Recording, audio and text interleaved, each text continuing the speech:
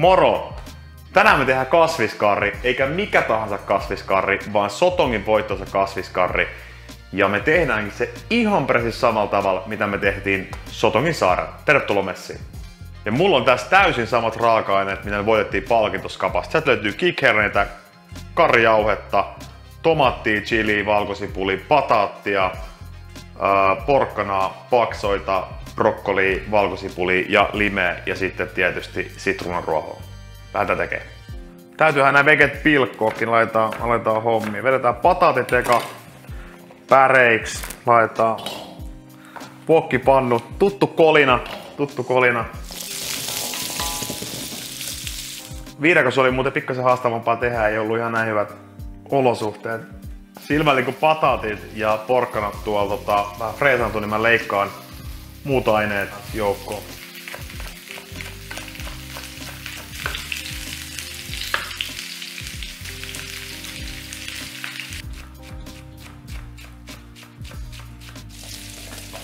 Ei oo muuten Ismon tekemään pampukauneutta, vaan on tämmönen ihan perinteinen kapusta joutuu painaa. Ei oo niin hyvä, täytyy sanoa. Alright. Siellä on saanut pataatit ja porkkanat, hyvä väri. Vaihdetaan sitruunan ruohojengiä. Sitten laitetaan karrijauhetta. Sekin on hyvä öljys. Vähän paahtaa. Se muuttaa maku, saadaan vähän auki sitä makua niin sanotusti. Resala hetki. Tää öljys vielä näitten kanssa. Sitten laitetaan vettä jengiä. Ja vettä siksi, että tästä tehdään aivan täysin samanlainen kuin me tehtiin siellä saarella. Ja vielä vesipullosta. Morjes! Sitten vettä.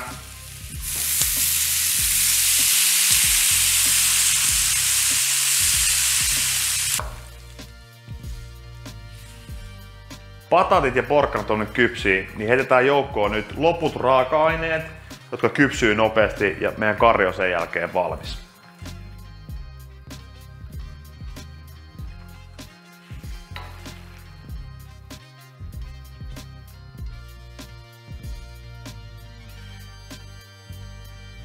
Sotongin kuuluisa kasviskarri on valmis. Nyt aletaan syömään. Viidakossa syötiin kookospähkinästä ja pampukepillä, mut Kallios syödään Bosslinja. Annetaan mennä.